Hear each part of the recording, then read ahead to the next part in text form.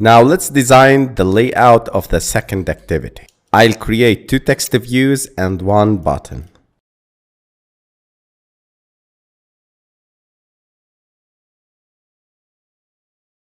And I'll add its constraints.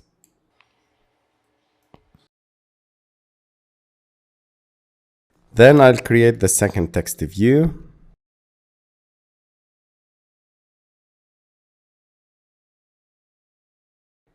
Then I'll drag and drop it here. Infer the constraints like this.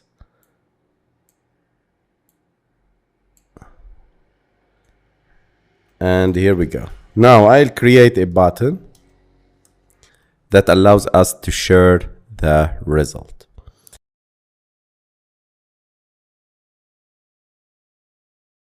Infer the constraints, and this is our layout. I'll add the background for this constraint layout, background number 2. I'll change the color of this text, white,